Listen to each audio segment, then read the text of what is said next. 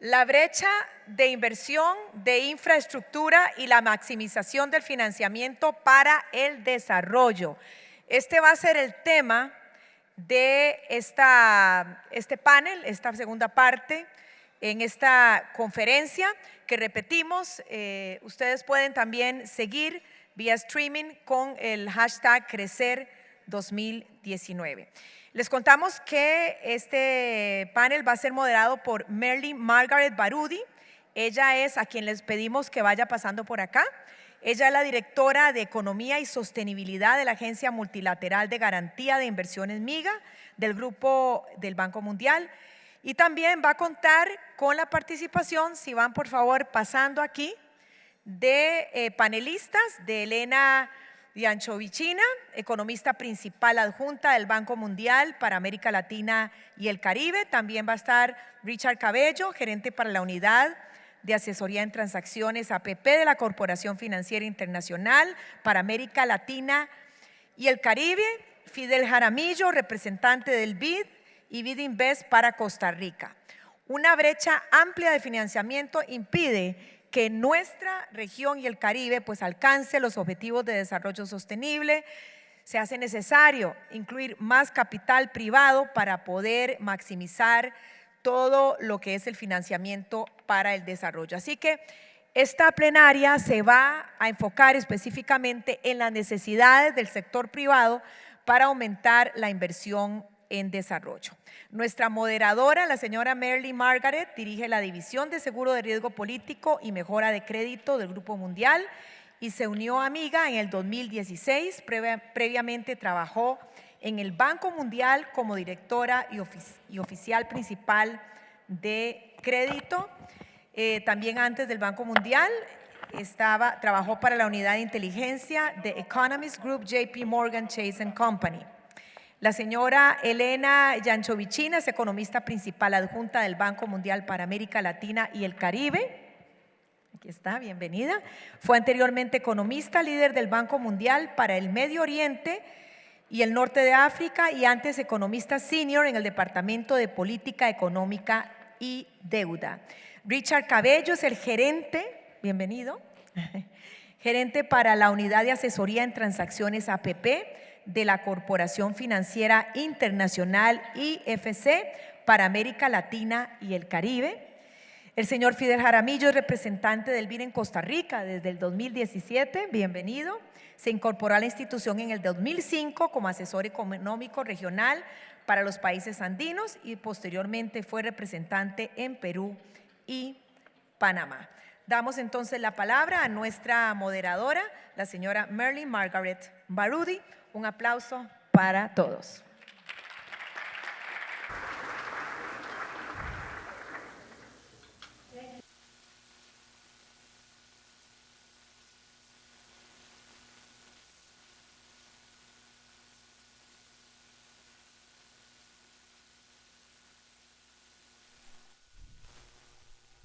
Latino-americanos y pasé mucho tiempo en la Costa Rica.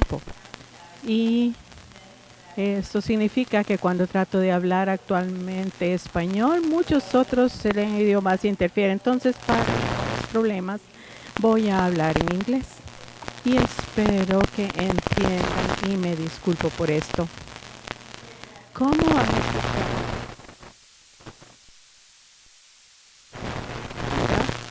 y también sobre el papel del sector privado para tratar de resolver la brecha de infraestructura? Por supuesto, estoy segura que todos saben que hay una brecha de financiamiento en infraestructura en todo el mundo y también para región. Ha significado que muchos de los objetivos y aspiraciones del gobierno hecho como resultado, y creo que una de las conclusiones que escuchamos en algunas de las sesiones anteriores y una conclusión que nosotros en el grupo del Banco gubernamental y multilateral por sí mismo no pueden resolver esta brecha de infraestructura y que necesitamos depender del sector privado y su financiamiento para garantizar que se cierre un poco la brecha. en las necesidades que tiene el sector privado con el fin de encontrar un hogar, participar en el desarrollo de los países de la región. Sobre los temas relacionados con gobierno corporativo, la robustez de los marcos legales, sobre los intercambios adecuados y las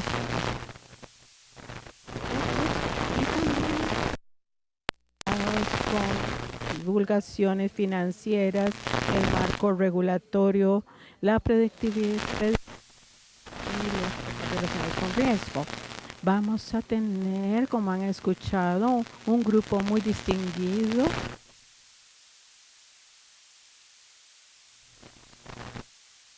Colega Elena,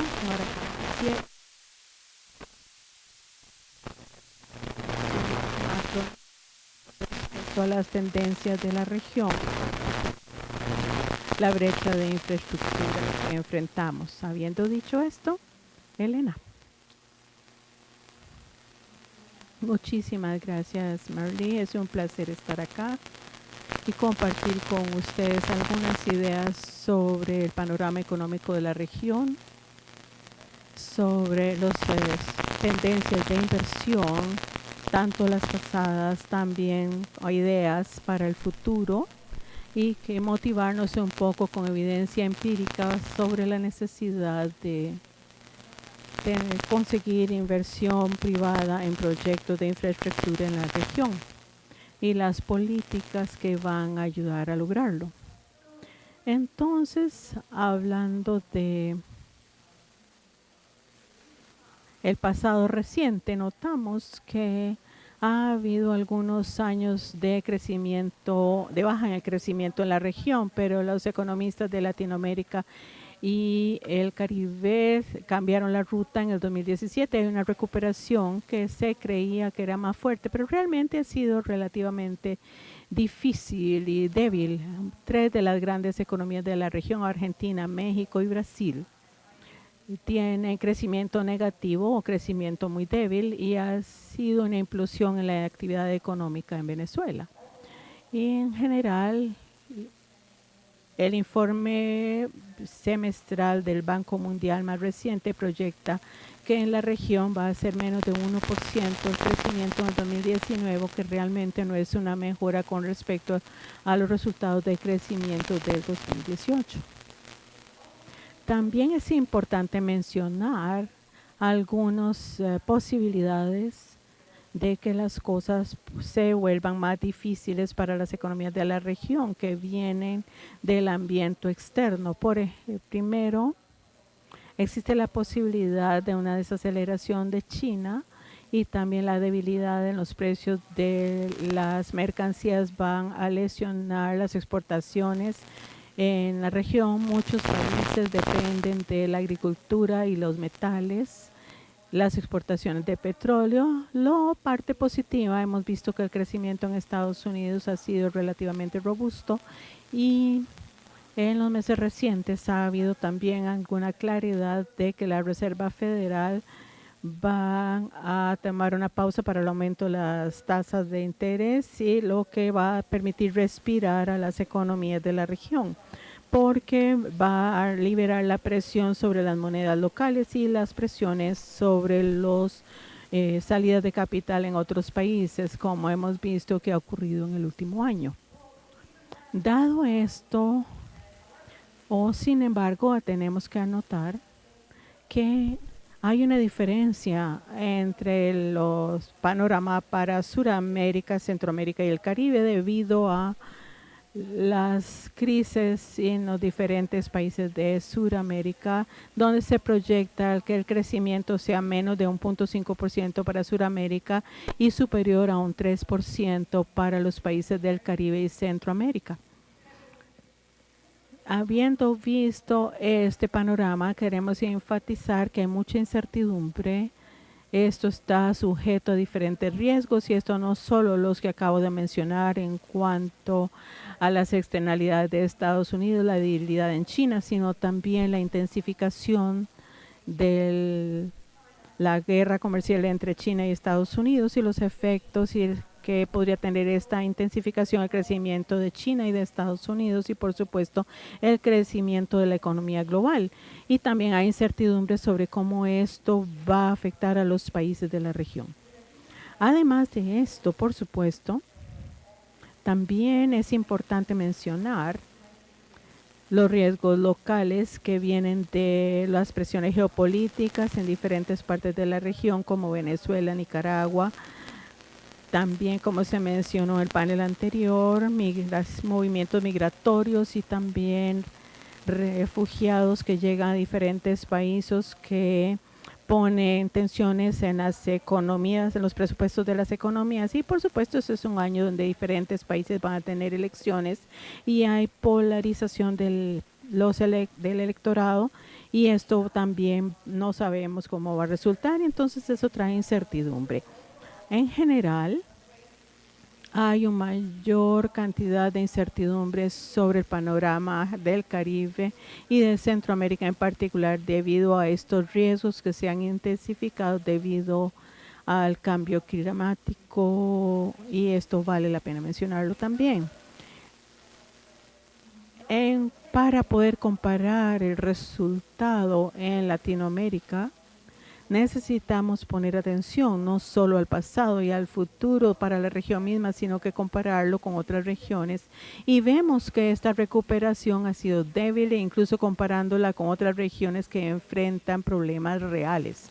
Y estos son el Oriente Medio, el África del Norte, África subsahariana. Entonces, cuando comparemos el crecimiento y los prospectos de Latinoamérica con estas dos regiones, vemos que la región latinoamericana no va a ser muy rápido.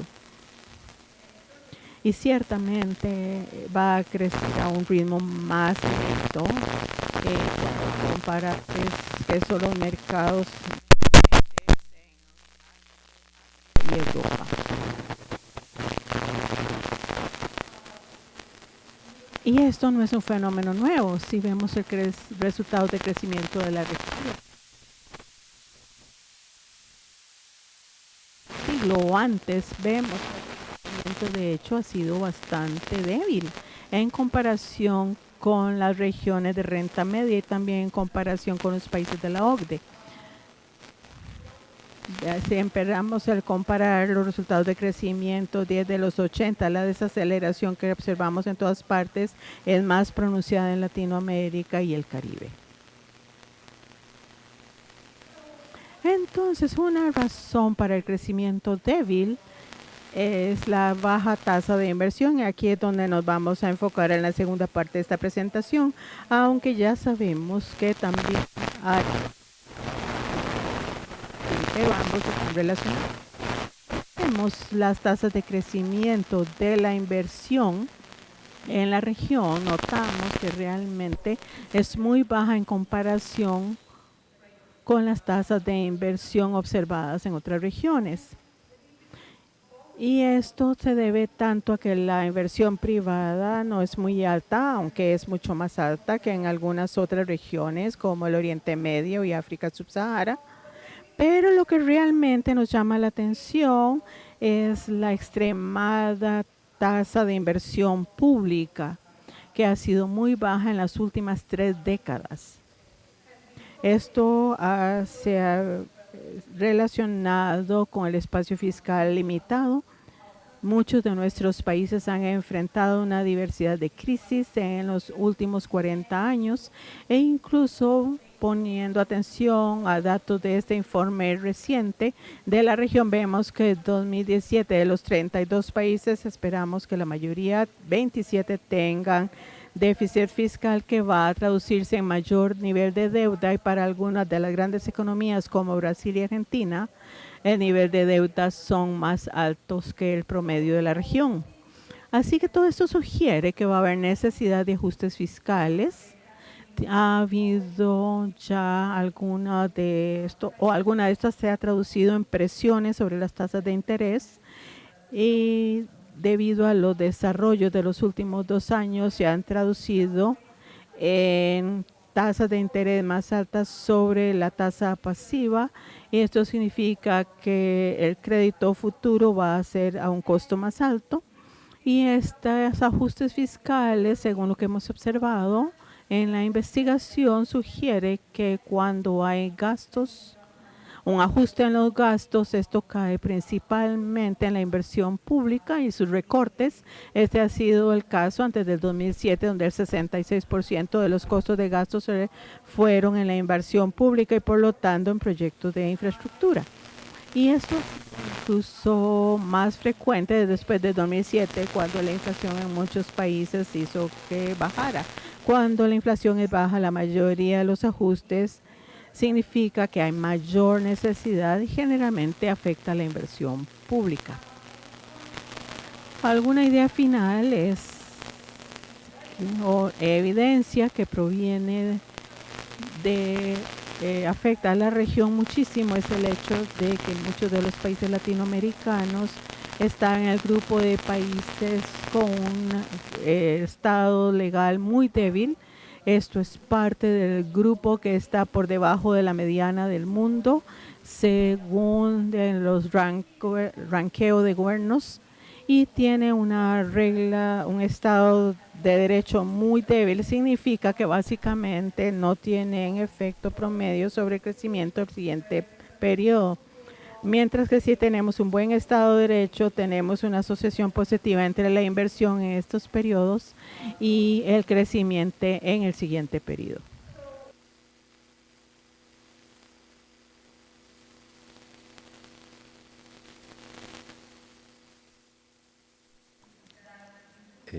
Aumentar las condiciones que mejoren el ambiente para privado na infraestrutura, algo que meus colegas comentaram na sessão anterior. Mas agora vemos pública baja, extremadamente baja, por causa de espacio fiscal limitado. Y hay una necesidad de aumentar una serie de áreas para poder crear condiciones para que ambos se dé inversión pública y privada y con efecto positivo en creación de trabajos. Esas son las áreas principales. En el mundo de una liquidez baja, será importante que los países fortalezcan sus marcos fiscales y monetarios y desarrollar nuevas fuentes de ingresos y también aumentar la eficiencia del gasto público.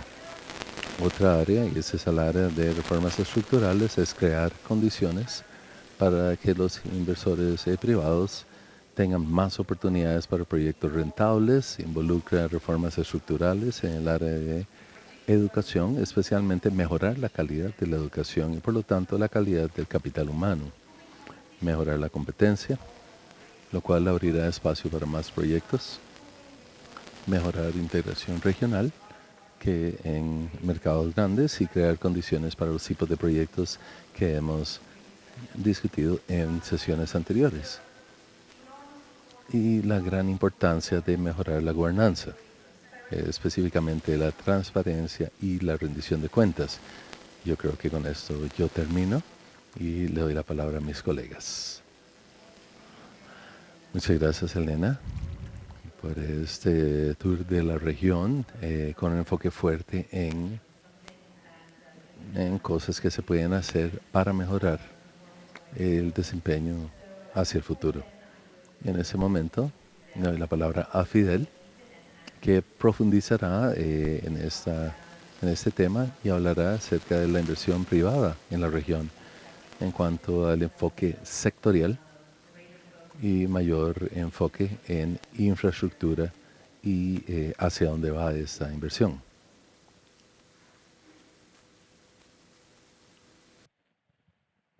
Thank you.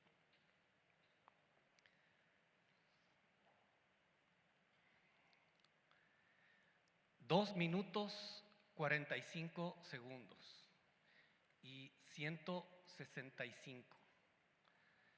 Esos son dos números que a su vez son los grandes retos que vamos a tener aquí los presentadores.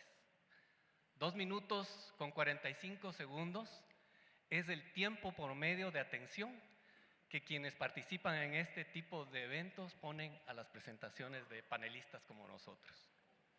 Y 165 veces es el número de veces promedio que levantamos nuestro iPhone para ver mensajes o contestarlos. Así que con estos retos de tratar de prolongar su atención a esta presentación y evitar que sumen a esos 165 veces que vean sus iPhone, me voy a poner de pie. Y si bien estos son retos, para América Latina los retos tienen que ver mucho con estos dos números, porque estamos hablando de la agenda digital, de las transformaciones que está viviendo el planeta a raíz de la cuarta revolución industrial. Pero América Latina tiene otros retos, no solamente los del siglo XXI, sino también unos que, parafraseando al presidente Alvarado, tienen que ver con la agenda del siglo XIX, como por ejemplo ferrocarriles, o la agenda del siglo XX, como por ejemplo vías, agua y saneamiento.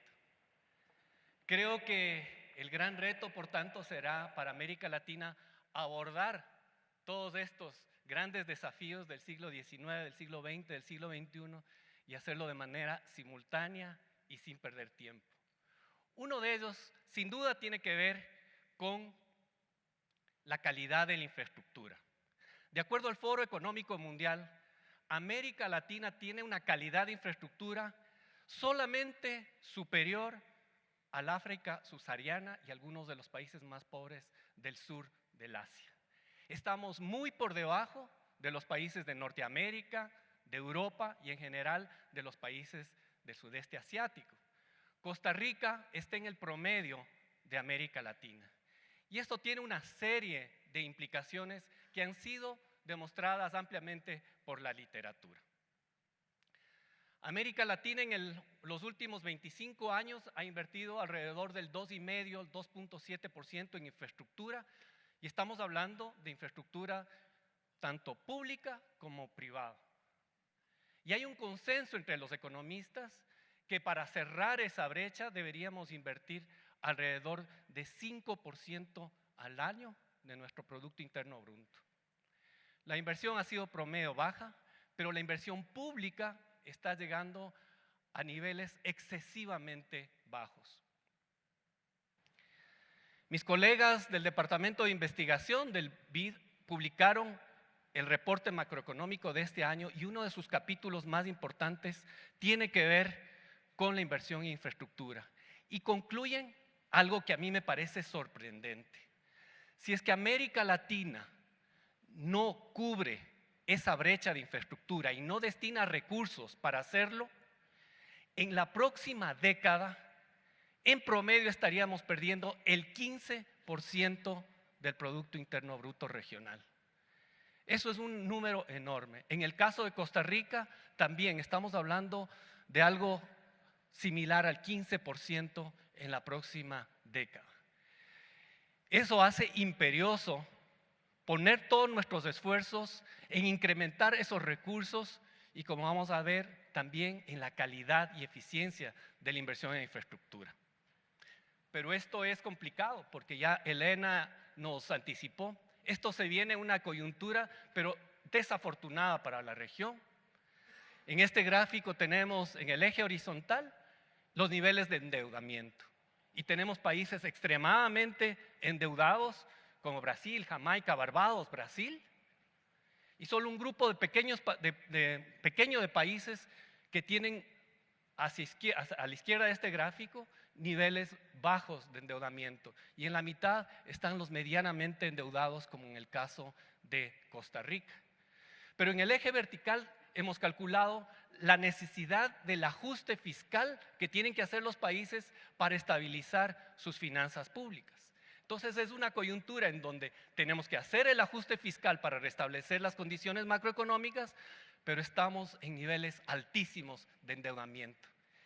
Y en esas circunstancias nos preguntamos cómo podemos financiar todas esas inversiones que debemos hacer en infraestructura. Pero el tema fiscal y el tema macro no es el único. También hay otros aspectos que requieren atención. El primero tiene que ver con la calidad de los proyectos. Y esto me lleva al rol importante de planificación que tienen los gobiernos. Durante varias décadas se desarticularon las oficinas o ministerios de planificación, pero no se les reemplazó por una nueva versión de ellos. Y eso hizo que una responsabilidad que se tenía, especialmente a nivel de la preinversión y de tener mejores proyectos, haya disminuido en calidad y en muchos casos ausencia. Cuando hay un proyecto bancable y un proyecto maduro, normalmente encuentra su financiamiento, pero hemos tenido escasa inversión en esos estudios y en esa preinversión que es necesarísima. De todas maneras, la disponibilidad de financiamiento es una restricción y esto va de la mano con la atracción de financiamiento privado, especialmente la existencia de proyectos viables, el marco institucional y la gestión de riesgos. En estas circunstancias, con debilidades fiscales y a nivel macro y con debilidades a nivel micro de la calidad de proyectos, ¿qué podemos hacer? En primer lugar, aprender del pasado. Esto también lo mencionó Elena, este es el efecto de una consolidación fiscal en el crecimiento de la inversión pública. Y en el pasado, América Latina, cuando hacía los ajustes fiscales, la primera víctima fue la inversión pública. Y eso fue definitiva una mala apuesta para la región. Por suerte tenemos mecanismos para proteger esa inversión pública, que son las reglas fiscales. Y hay reglas fiscales que son inflexibles, es decir, sin proteger ningún gasto de inversión, y otras que son más flexibles y que protegen la inversión pública. Ventajosamente, Costa Rica acaba de aprobar una regla fiscal que protege la inversión pública y que solo requiere ajustes cuando el nivel de endeudamiento del gobierno central excede el 60% del PIB. Estamos llegando cerca de esos niveles, pero por lo menos se protege la inversión pública. Y aquí hay una simulación que hicieron mis colegas en donde se ve claramente que una regla inflexible produce una caída de la inversión pública, mientras que una regla flexible que protege la inversión pública la estimula en el mediano plazo.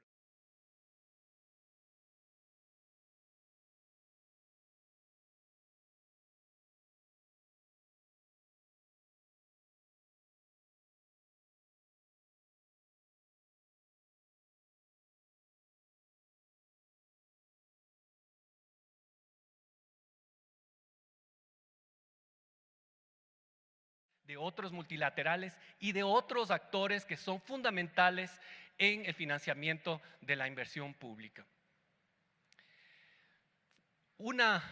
Creo que se discutió extensivamente en el panel anterior, el fortalecimiento del entorno para las APPs. Recientemente, el banco publicó el Infrascopio, que evalúa el ambiente para hacer negocios en asociaciones público-privadas. Mide 5 factores importantes que van desde las regulaciones, instituciones, la madurez, el clima de inversiones y el financiamiento. Las buenas noticias para Costa Rica es que subió del 10º al 5º puesto, empatado con Brasil y muy cerca de países como Chile, Perú, Colombia, que tienen una trayectoria muy importante en concesiones. Y esto me preguntaba que es algo paradójico, porque hemos mejorado del 10º al 5º puesto, pero en los últimos 5 años no hemos tenido ninguna nueva concesión ni ninguna nueva APP. Una narrativa favorable y positiva frente a esta realidad es que Costa Rica tiene todo para realmente despegar en las asociaciones público-privadas. Tiene el marco regulatorio mejor que América Latina, mejores instituciones, madurez, y tiene 2 debilidades grandes. La principal es el clima de inversión y el acceso a financiamiento. Y yo creo que en esos 2 factores en donde Costa Rica ranquea pobremente, hay un rol para organismos multilaterales como los que estamos presentes en este panel. Pero no solamente la cantidad, sino la calidad. No solamente el número de recursos, sino también su eficiencia. El impacto en mejorar la eficiencia de la inversión en infraestructura permitiría aumentar en 5% el crecimiento del Producto Interno Bruto de Costa Rica y algo parecido al promedio en América Latina. Esos son números realmente significativos. Pero lo que traemos a la mesa en este estudio del banco es su impacto a nivel de equidad. ¿Cuánto de este crecimiento se van a los quintiles más altos, a los más ricos, y cuánto de ese crecimiento favorece a los quintiles más bajos? Y ustedes ven en este gráfico la barra amarilla es el aumento del ingreso de los quintiles más pobres, sobre el 5% comparado al incremento del ingreso de los quintiles más ricos. Es decir, invertir en cantidad y en calidad en infraestructura es una política buena para la productividad, pero también buena desde el punto de vista de equidad social. Y para eso el grupo BID puede ser y ha sido un aliado estratégico, tanto por el lado de financiamiento al sector público, como financiamiento al sector privado a través de nuestra ventanilla de BID Invest, el financiamiento de las APPs, pero dos temas que nos parecen fundamentales y que acompañan estas dos intervenciones: asistencia técnica y generación de conocimiento.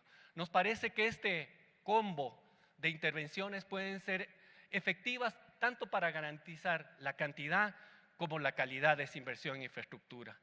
Al momento, a través de nuestra ventanilla privada, tenemos como 3.000 millones de dólares en infraestructura, principalmente transporte y energía, y alrededor de 26.000 millones de dólares en el sector público.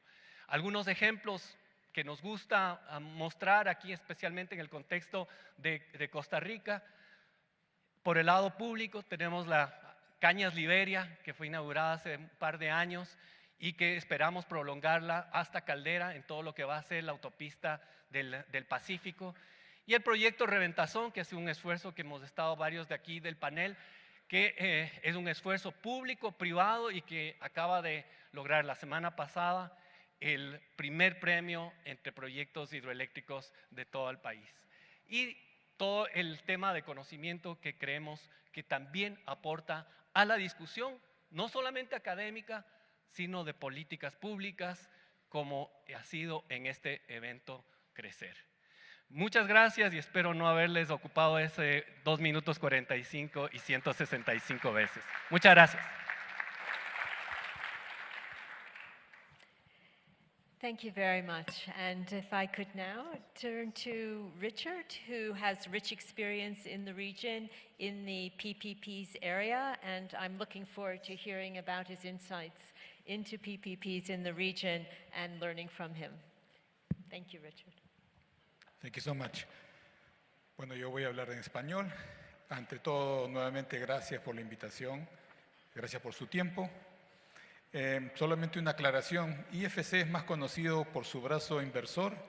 Yo soy de la unidad de advisory, del lado pobre de IFC. Nosotros no prestamos dinero, solamente ayudamos a gobiernos a estructurar transacciones para que pueda venir ese capital privado a hacer los proyectos.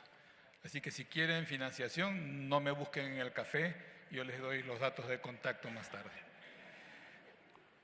Me piden que les cuente un poco nuestras experiencias. Ya tenemos este año celebramos 30 años de hacer este negocio a nivel global, así que de experiencias tenemos más que para hablar en 10 minutos.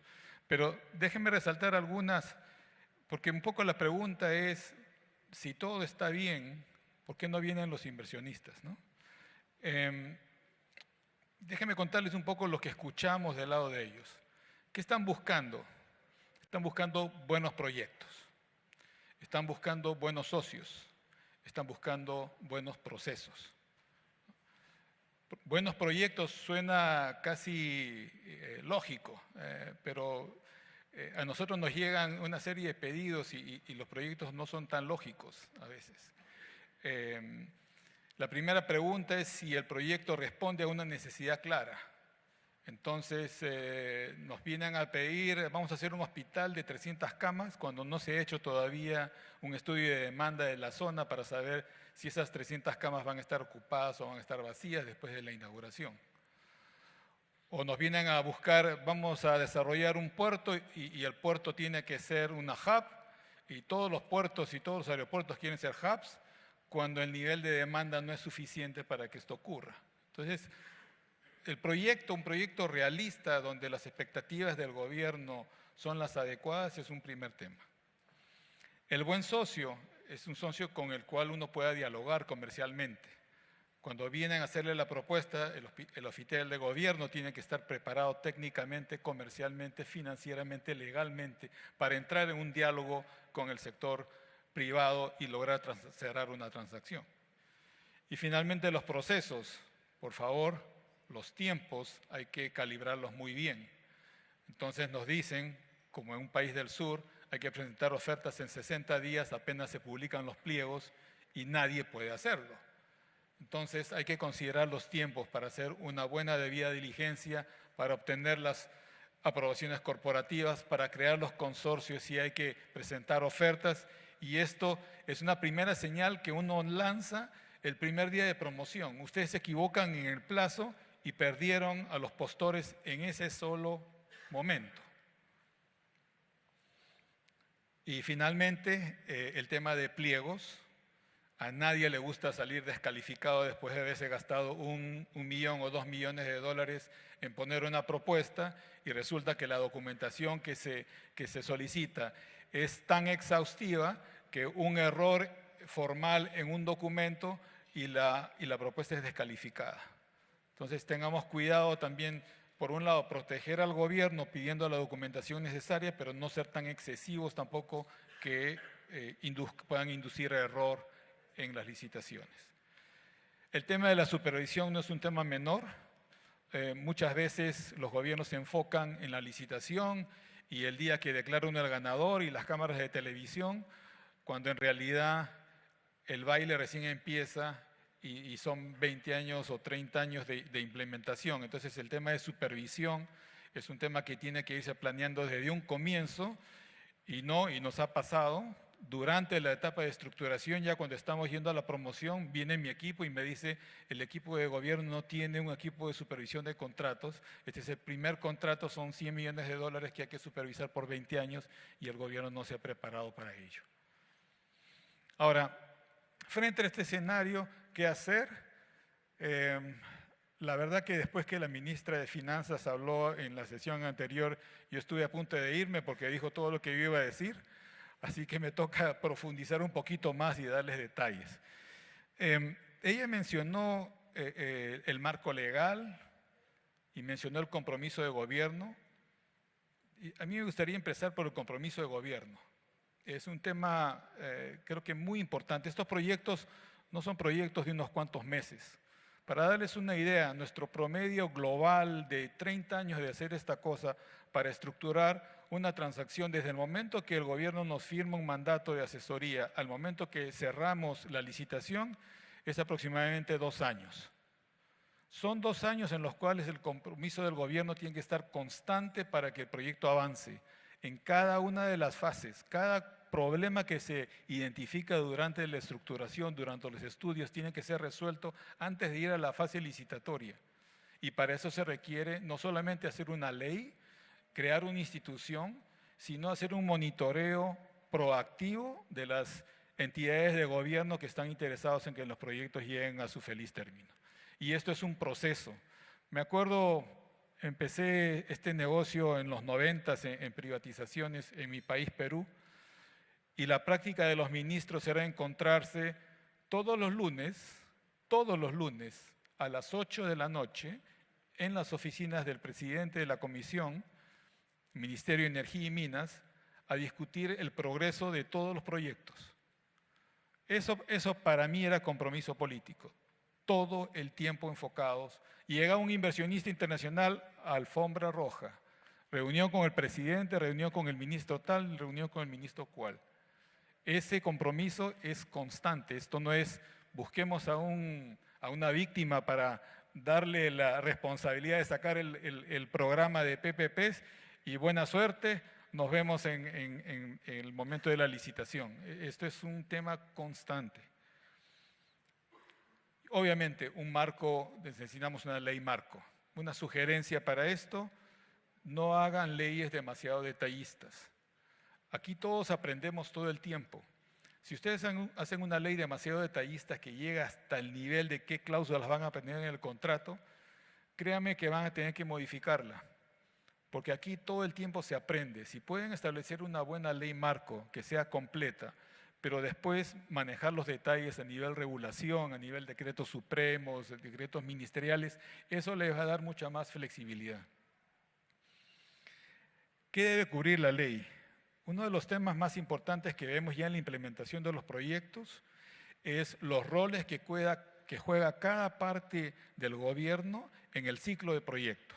Entonces van a tener lo mínimo, van a tener al Ministerio del sector correspondiente, van a tener al Ministerio de Finanzas, van a tener a la unidad PPP si se crea una o no, van a tener a la Contraloría y en algunos sitios van a tener al Congreso. El regulador del sector probablemente también juega un rol importante. Estamos hablando de 5 o 6 partes que normalmente van a tener que interactuar. Si en la ley esos roles no quedan claros, lo que les queda en la implementación es una pesadilla, porque cada uno va a querer opinar sobre temas que no le corresponden y se va a ampliar y el proceso de estructuración se va a alargar. Entonces, en la ley traten de darle la mayor claridad posible. El segundo problema que puede pasar es que el proyecto se convierte en la papa caliente, ¿no? Pasa de una mano a otra asumiendo que el siguiente va a revisarlo y al final no lo revisa nadie. Y llega la etapa de licitación y llega un monstruito que hay que después buscarle un inversionista. Entonces, los roles tienen que estar muy claros de todos los agentes. Tercer tema es el ciclo de proyecto. ¿Cómo se van a identificar los proyectos? Y esto no solamente PPPs. El PPP es únicamente un instrumento una vez que uno ya ha encontrado un proyecto que hace sentido desde el punto de vista económico y que la sociedad lo necesita. Entonces hay que identificar el proyecto, hay que priorizarlo, hay que hacerle su cost-benefit, después hay que ver si es necesario hacerlo PPP o obra pública. Y si es PPP, ¿cómo viene la estructuración? ¿Cómo viene la licitación? ¿Quién va a hacer la evaluación de los riesgos contingentes que necesariamente, normalmente es el Ministerio de Finanzas? Y finalmente, y muy importante, ¿quién va a supervisar la ejecución del proyecto? ¿Y cuáles van a ser los recursos asociados a eso? El cuarto tema es, ¿vamos a crear una unidad PPP? ¿Sí o no? Esa es una decisión que va a depender mucho del portafolio de proyectos, de la cantidad de proyectos que tenga, de los sectores que tengan, pero al final lo que necesitan es tener un grupo especializado en PPPs. Ustedes van a enfrentar inversionistas que van a venir con sus abogados, sus financistas, sus ingenieros, equipos muy poderosos, muy experimentados en este tipo de procesos y tienen que generar una contraparte igualmente fuerte. Tiene que ser una discusión de igual a igual. Entonces, el equipo tiene que estar bien desarrollado, entrenado, pagado, diría yo, porque uno de los retos grandes es que en la administración pública uno entrena a los oficiales y no les paga bien y a los 3 meses se fueron y hay que volver a entrenar a los que siguen. Entonces el equipo de gobierno tiene que ser igualmente fuerte para sentarse frente a los inversionistas. Y tiene que tener recursos. No estamos diciendo que el equipo de gobierno tiene que ser un experto en modelación financiera, un experto en el legal. Lo que tiene que ser es experto en manejar a los expertos que van a poder subcontratar. Pueden subcontratar un asesor financiero, uno legal, uno técnico, ambientalistas. Ahora nosotros estamos usando más expertos en comunicaciones porque todos los proyectos son de alto perfil y por tanto todos tienen una opinión sobre el proyecto. Entonces hay que posicionarlo también en la opinión pública. Y para eso hay que tener recursos.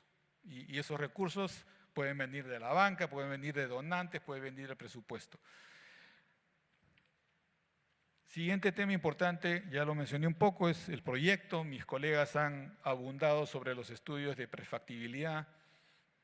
Yo agregaría, si pudieran hacer los estudios de prefactibilidad preferentemente con asesores independientes, mejor, para darle mayor credibilidad cuando uno salga a hacer la promoción de que efectivamente los estudios han sido hechos con firmas reconocidas en el mercado y eso baja la sensación de riesgo de los inversionistas. La distribución de riesgos tiene que ser una distribución obviamente balanceada. Lo que queremos es que el sector privado venga a contribuir al logro de objetivos públicos, pero sin que esto deje de ser un negocio, ¿no? Y al final yo creo que hay que ser muy claros. Ustedes van a salir a promocionar algo, tienen que salir a promocionar un negocio. El negocio tiene que ser sentido, tiene que ser bancable, tiene que poder atraer financiación. Y los tiempos nuevamente. Hasta ahora no hemos encontrado alguna varita mágica para que un proyecto de infraestructura que requiere tiempo en sus estudios técnicos, financieros, legales, ambientales, se hagan en un tiempo más corto. Tienen que darse el tiempo para hacer una promoción activa.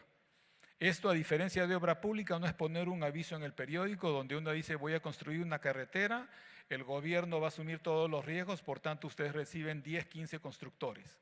En el momento que ustedes le dicen a esos mismos 15 constructores, ahora ustedes van a asumir una serie de riesgos, construcción, operación, financiación, a ver cuántos les quedan. Este es un mercado competitivo donde hay que salir a promocionar los proyectos proactivamente. Alguien ya lo dijo en otras sesiones. Todos los países están haciendo lo mismo. Cuando salgan ustedes a promocionar, van a encontrarse que en la sesión de la mañana estuvo Brasil ofreciendo y en la tarde va a estar México ofreciendo. Al mismo sponsor. El universo de inversionistas no es infinito. Todos estamos atrás de la misma plata, de los mismos sponsors. Entonces hay que ser proactivos. Y ese es el último tema. Para mí, los gobiernos que se meten a esto tienen que entender muy claramente cuál es su mercado de inversionistas objetivos y cuáles son los financistas. Recuerden que en una transacción de esta naturaleza, el 70-80% de los fondos van a venir de financistas, no de proveedores de capital. Entonces, si ustedes se olvidan de incluir en los contratos las necesidades de los financistas, el proyecto no es bancable. El típico problema de mismatch de moneda. Entonces tenemos por un lado un contrato que es en moneda local con ajustes por inflación y uno tiene que salir a levantar deuda en moneda extranjera. ¿Quién va a asumir esa diferencia de cambio?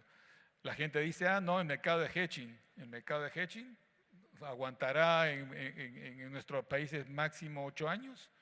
¿Y quién cubre el riesgo de mismatch de monedas en los años que quedan? El último tema es, hay que ir previendo qué tipo de financiación va a venir para poder adecuar los contratos. Un tema típico, por ejemplo, en Colombia, cuando se hizo la cuarta generación de carreteras, se estableció que el 50% de los pagos al concesionario iban a venir de peajes y el otro 50% iban a venir de pagos por disponibilidad. Se visualizó que el mercado local en pesos de largo plazo no iba a ser suficiente para movilizar la financiación para todo el programa. Entonces se estableció que una parte de los pagos por disponibilidad iba a ser en dólares. De esa forma se facilitaba todo tipo de financiación, sea comercial, sea en moneda extranjera, sea mercado de capitales.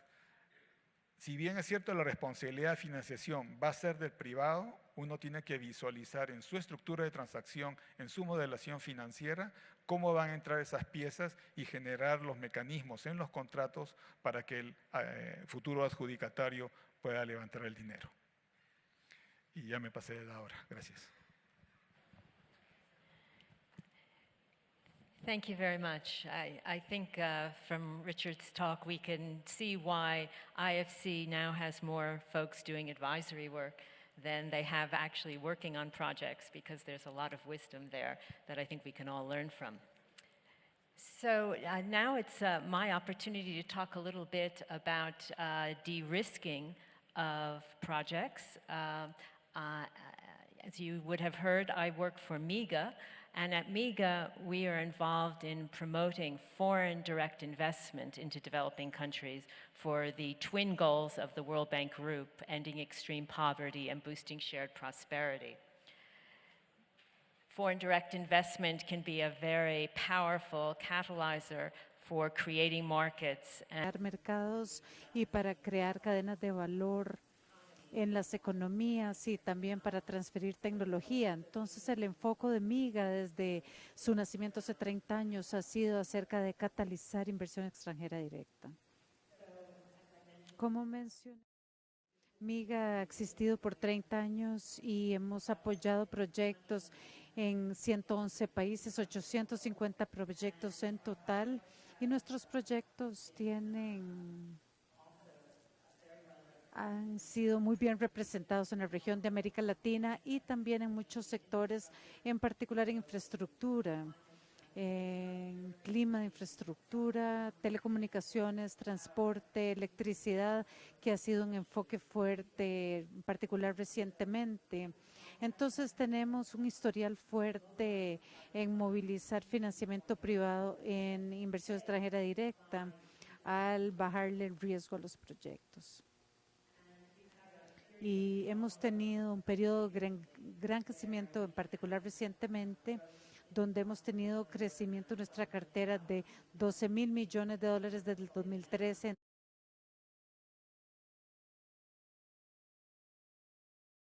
$3,000 millones. Y estamos orgullosos en nuestra innovación.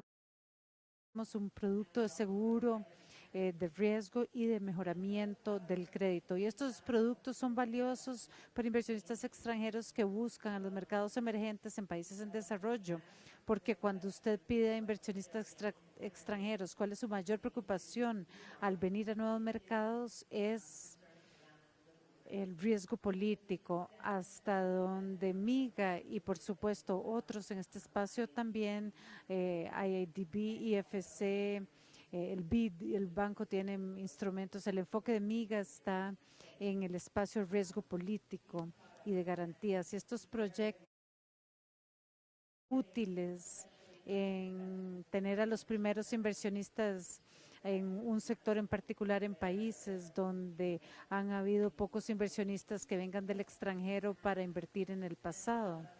Y dos ejemplos particulares de cómo hemos innovado con nuestros productos ha sido a través de la presentación de lo que llamamos el no honrar obligaciones financieras. Esto es un producto de mejoramiento de crédito. A través de este producto estamos involucrados en ayudar a Citibank a entrar y apoyar el desarrollo de tránsito masivo en Panamá, que enfrentaba un problema de congestión muy grande.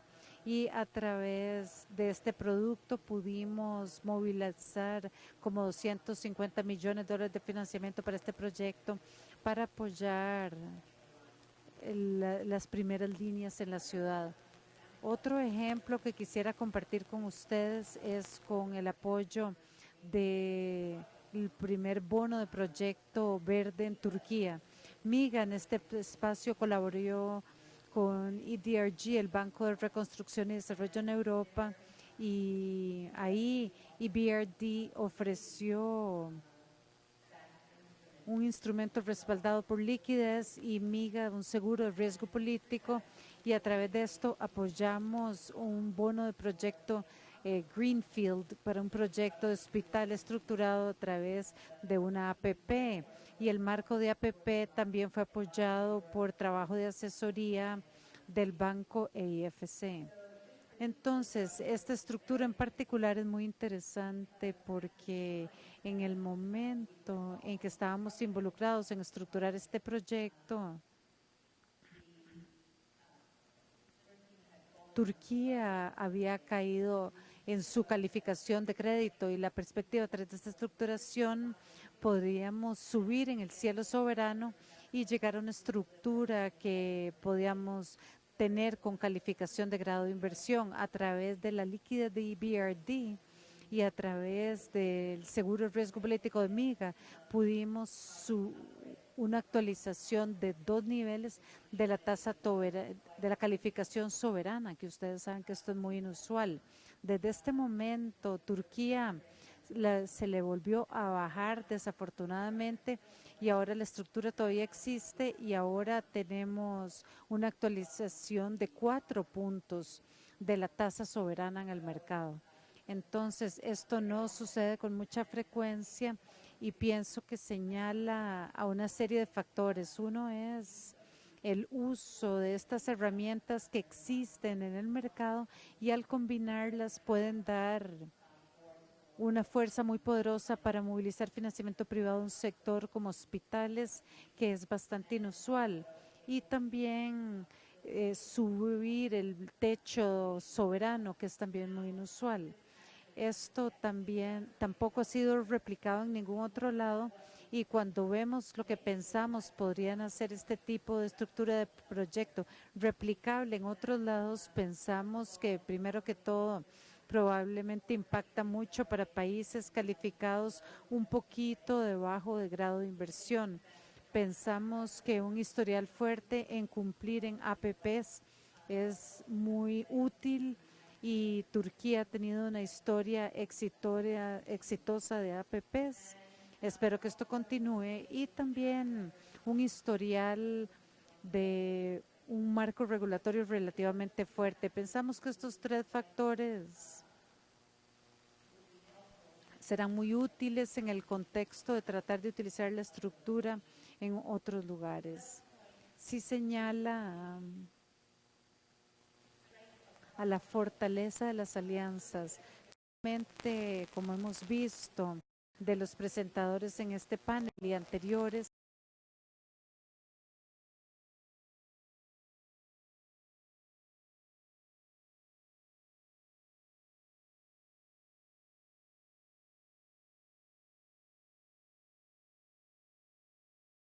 trabajar con socios, como hicimos con EBRD en Turquía, puede hacer la gran diferencia, y creo que incluso en el grupo del Banco Mundial, trabajar en el banco que IBRD, IFC y MIGA combinados, podemos hacer mucho más.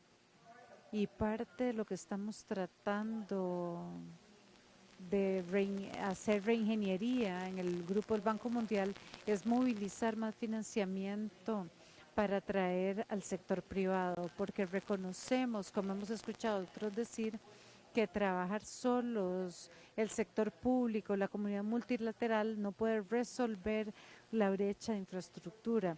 Trabajando juntos tenemos una mejor probabilidad de hacer ese sueño realidad. Y cuando vemos lo que estamos haciendo en el grupo del Banco Mundial, estamos tratando de ver cómo los grupos, como los equipos asesores, pueden venir y trabajar de cerca con los gobiernos, el equipo asesor de los bancos, y crear el marco que probablemente vaya a traer la operación en apoyar el sector privado a través de IFC o MIGA. Y esto luego puede crear una cadena de eventos que es más probable que lleven a la movilización de financiamiento privado. Entonces, este modelo que llamamos la cascada para movilizar financiamiento es una nueva forma de trabajar en el grupo del Banco Mundial que esperamos pueda ayudar a encontrar y catalizar mayor financiamiento del sector privado para que esta brecha de infraestructura pueda al menos ser menos de lo que vemos hoy. Habiendo dicho esto, quisiera terminar esta parte de mi discusión, y tal vez tenemos unos pocos minutos, entonces solo quisiera salirme del guión y preguntarles a mis colegas.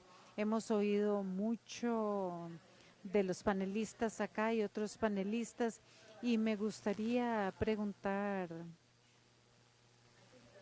Creo que la ministra dijo antes hoy que hay una falta de proyectos bancarizables. Y en MIGA hemos discutido entre nosotros, escuchamos la falta de proyectos bancarizables. Si ustedes pudieran hacer una cosa para crear más proyectos bancarizables en esta región, ¿qué sería? Y quisiera abrir la palabra a quien quiera responderla.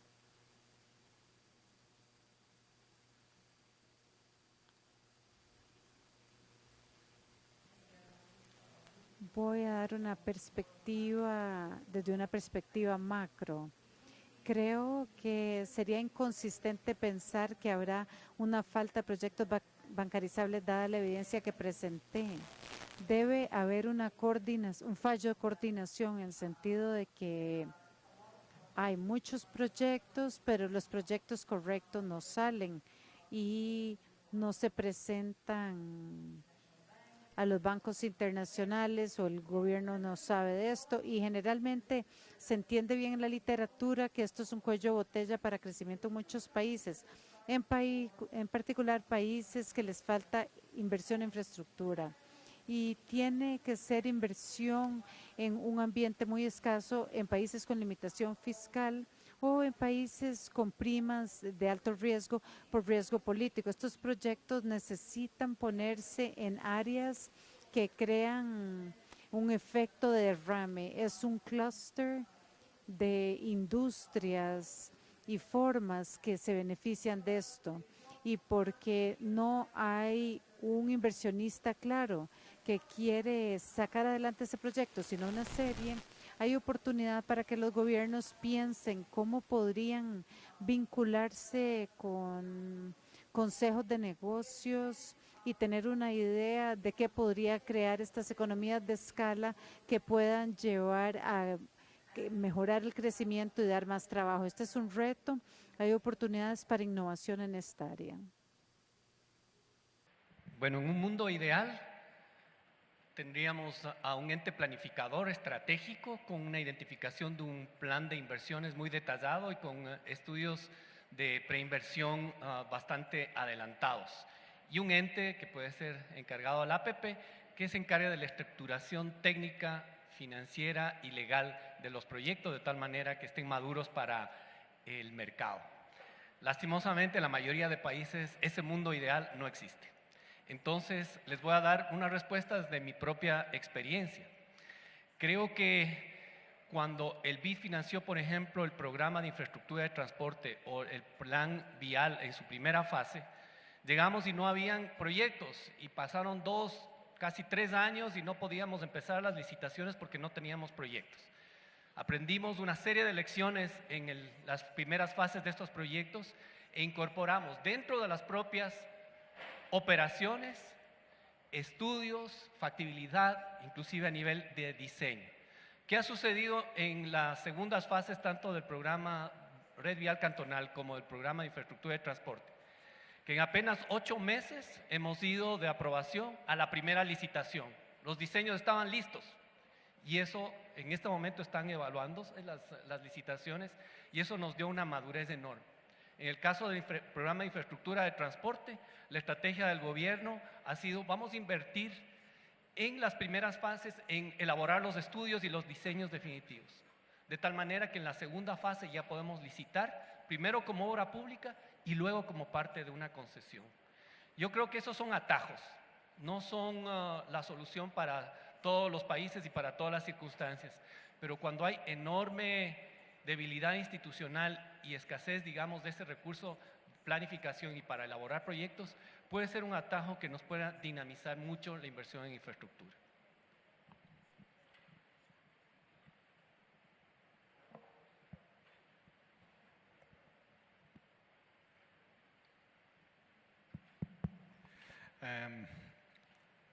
Dijiste una sola cosa, pero lo siento, pero no se puede con una sola cosa. Yo creo que el punto de partida es primero tener un proyecto sólido económicamente. No hay forma de convertir un mal proyecto en buen proyecto a través de una estructura financiera. El proyecto tiene que ser bueno de un comienzo. Segundo, en la estructura de financiación, en la estructura del PPP, esto va a sonar medio contrario al tema de innovación, pero no tienen que inventar muchas cosas aquí. Yo creo que los inversionistas van a reconocer un buen contrato cuando lo ven, así como nosotros reconocemos un mal contrato muy rápidamente, ¿sí? ¿A qué me refiero? Por ejemplo, no se pongan a inventar cláusulas de fuerza mayor. Las cláusulas de fuerza mayor en el mundo internacional ya están superadas. Aprovechen todas las cosas que ya funcionaron y traten de replicar. Cláusulas de determinación. La gente se pone muy creativa a veces y viene un inversionista que tiene que levantar 500 millones de dólares y tiene que explicarle a los banqueros cómo funciona la cláusula de determinación. Yo creo que hay que tener, es bueno traer innovación, pero es bueno también absorber todo lo que ya se ha aprendido y lo que ha funcionado y lo que se puede replicar y ponerlo en los contratos. Acuérdense que después viene un diálogo que a veces es una pelea entre el que proporciona el capital y el que proporciona la deuda, entonces tratemos de facilitar ese diálogo también con contratos que ya incorporen mecanismos de project finance. Well, thank you very much all for those great insights. And if I could ask Aplauso para nuestros panelistas.